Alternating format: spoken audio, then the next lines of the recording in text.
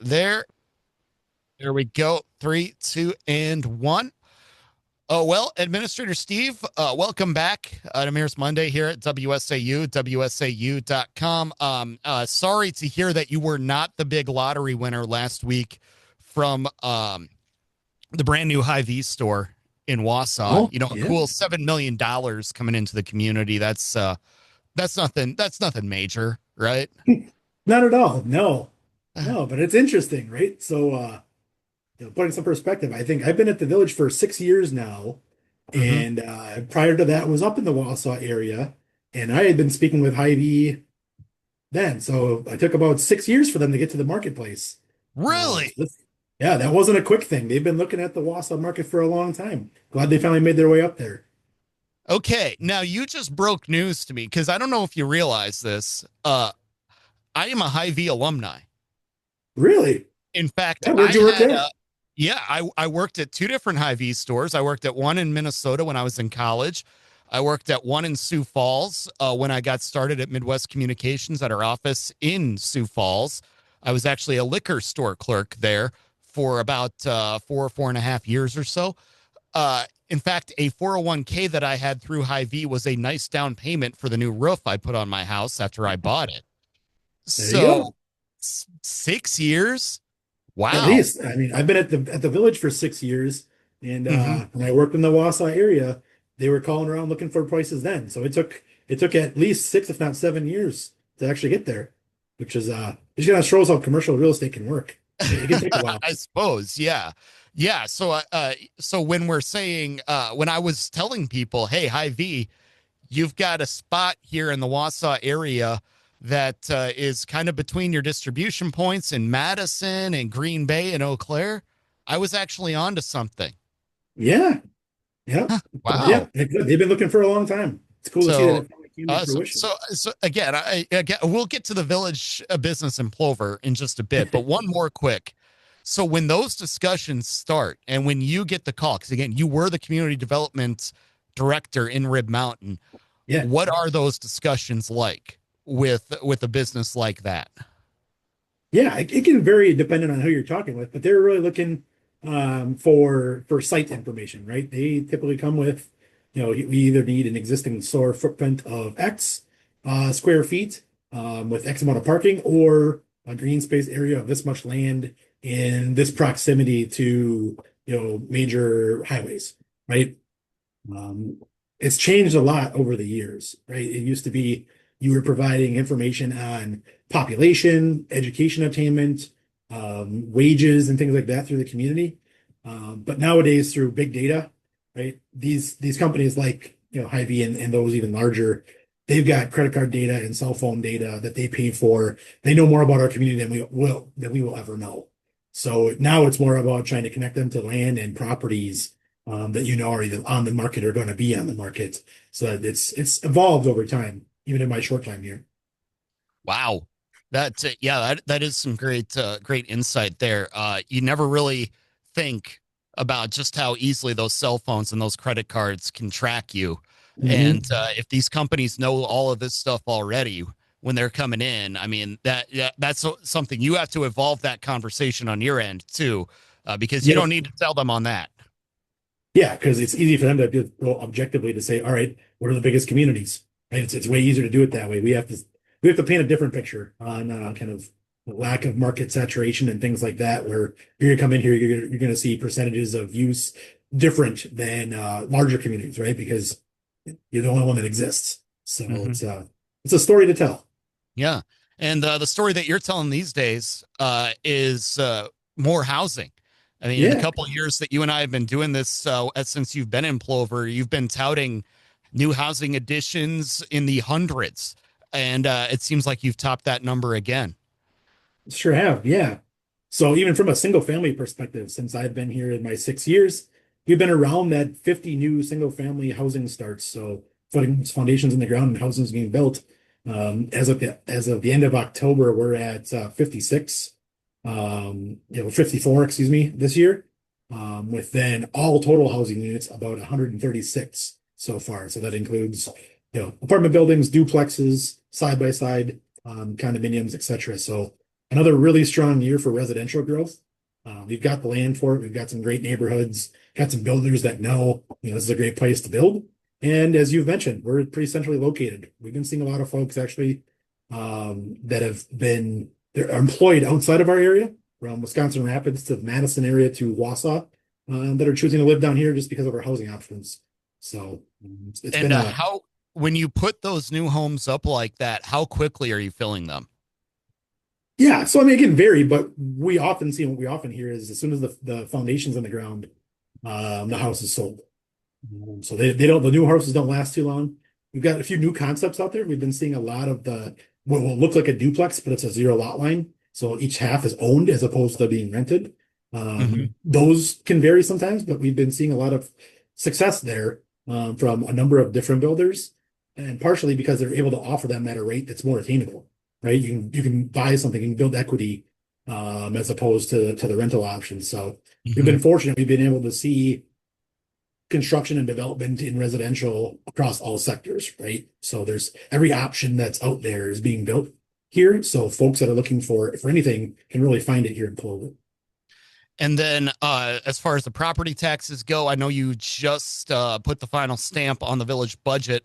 I believe it was last week. What are those bills looking like for those that are the property owners in Plover? Yeah. So the overall tax property tax increase for Village of Plover residents will be around 4.6%.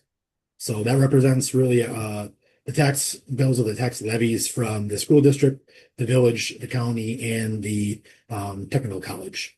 The village's overall increase for our operations was around 3.4%. And then really the other factor that led to an increase was this is the second year of the Stevens Point Area School District's referendum that passed, so split across two taxing years. This is the second half of that. So nothing of much of a surprise. It's in line with CPI for the Midwest region. But yeah, it's kind of a standard operating procedure here, really. Nothing much change in the budget, just related to cost increases. Looking into the future, that'll likely change a bit Hmm. if our public safety building process continues to move forward. We've been trying to educate our residents about what those tax implications are. So we've been spelling out various options from $350,000 value home and up to kind of what to expect. So we're continuing the design process there. SEH, Architects and Engineers, is who the village is working with.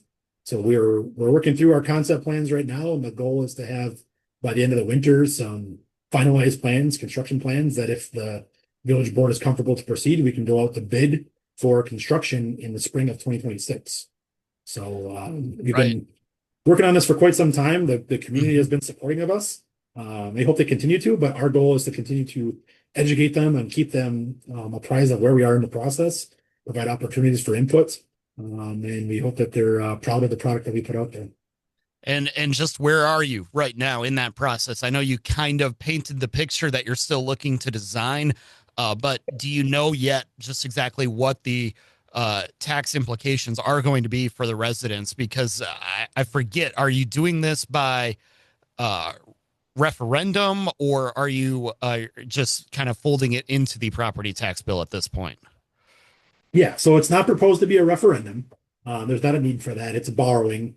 So from a levy limit perspective, it doesn't impact that. So it's not that project. It would be a decision that the village board would have to make to award a construction contract if they so choose. Hmm. The cost estimates that we're going off of for both a new police station and new fire station on our campus here is about $23.5 million in total, which includes design services and construction. And obviously that would be phased in over a couple of years, a number of years. So the overall tax impact will take a while to build, right? Because you got to build one. The way that we're constructed right now is the new PD is a standalone, would have to be built first. PD would have to then move into that new building, and then their existing space would be likely demolished and a new fire station built in its place. So there'd likely be a number of years, 2, 3 years, before everything would be coming on board. So it would kind of ramp up from a tax impact perspective. But we've been including those draft numbers in our village newsletters kind of reminding folks, like, if it happens this way, this is what this could look like for various values of homes, making sure that people are aware. So we're still a little ways off yet before seeing those implications, and we still have a process to go through. It's not a guarantee, but I think Hmm. we're all working in unison right now towards that end goal. And in the way you're describing it, this could be a project that's, I mean, 10 years almost down the road before you finally see the actual completed uh, vision right there on the site of the village hall. Well, don't tell the Chiefs that, because that's not no. Uh, no, I'm thinking once construction starts, we're thinking it's close to a 3-year process Okay, three. to complete that. Mm-hmm. Um, but we'll see, right? I mean, that's the goal. Um, we've been working for quite a while on this, and from a timing perspective, we've been assured that that's a realistic timeline. It's really a timeline that the industry has told us is realistic. The architects and construction industry has said, it could happen like that. So, yeah, we're moving forward. The Mm-hmm. Chiefs and I are, kind of in concept design meetings bi-weekly. I think we're getting close to kind of final concepts to take to the board. And if they get the okay to keep working, we'll work through kind of construction level plans, 60%, 90% plans, and hopefully have something in spring to present and proceed with. And then I know you also mentioned kind of wrapping up that cost into the property tax bill. One thing that you've said in the past is you don't want everybody to be paying for this up front because this is kind of a long term plan or a multi-year plan. Therefore, there's people that are going to be benefiting from this in the village that likely don't even know where Plover is right now because they don't know that 5 years from now they will find themselves at a job in the beautiful village of Plover, Wisconsin. You're absolutely correct. Yep. When we look at from a administration point for a project like this, that we're building it to last for 50 years, right? Folks that live here in 10, 15 years should have some level of responsibility to pay for it, right? So the way that it is accomplished is through borrowing, right? So a project of this scale, we'll need to go borrow for, no different than like a mortgage. We're able to go for a 20-year note or something like this. So to your point, that's exactly how it's laid out, right? So folks that are living here right now will also pay for some, but those that move into the community in future years, new development, new houses, new businesses will also be contributing towards that cause, and they'll also be the ones benefiting from the project in the long term. So precisely. Mm-hmm. Indeed. And you forgot the fact that I said Plover was beautiful twice in there, though. Yes. Very happy you did so. Yes, indeed. And when they do move to Plover, of course, they need things to do. The pickleball courts, you've had just about a full season with them now. What is your level of pickleball? Are you a pro? Are you somewhere in the middle? Are you more amateurish right now? I can honestly say I've yet to play. I've not had a chance to get out there yet. But from what we've heard, I'm one of the very few. So interest has grown. We're seeing ages from very young children all the way up through senior citizens taking advantage of the new Century Pickleball complex at Lake Blackwell Park. They're there all hours of the day, as soon as the sun comes up to till 10 o'clock at night when the lights turn on. So it's been really well used. We're excited about it. We're excited for a full year next year where we can rent it out to various industries that are interested in using it. There's already some tournaments, I think, being worked on through the Heart of Wisconsin Pickleball Association. And my understanding is those tournaments they're going to be raising funds for long-term maintenance of the courts. So there's a really good vision for those that fought really hard to fundraise for half of it to ensure that we've got a long-term future of those facilities. Great public-private partnership, as they would say. Your staff is the one that's doing a lot of the maintenance, some of the Yeah, work there to keep them running, and the groups are raising funds of their own to kind of help that cause as well. yeah, absolutely. It's I would say it's the epitome of what a public-private partnership is. I mean, it took both of us, or I should say all of us, right? So it's the village, the Heart of Wisconsin Pickleball Association, so a group of players that just really wanted to see something like this happen, that donated a lot of funds on their own, as well as worked through local businesses to get some donations, including the naming rights level donation from Century Insurance and the Century Insurance Foundation. which is awesome. Hmm. Biggest thing to look for in Plover next year, besides, of course, pickleball, celebrate Plover, all the usual things. Yeah, so I got two things I want to share with you before we're done. Hmm. One is I'm hoping next month we'll have something exciting to share within our Crossroads Commons retail development. We've got an interested party out there. We're just not to a point where we're able to share anything publicly yet, but we're trending in the right direction and hoping by next month we've got something cool to announce to the community that I think everybody will be happy with. The other piece I want to share is actually the Village of Plover is going to be represented by the Discover Wisconsin show. Hmm. They finish up their. We actually just saw a sneak peek preview of the Discover Wisconsin episode earlier this week, and I think next week Wednesday it's going to hit online. So the YouTube channel, the Hmm. social media platforms, etc.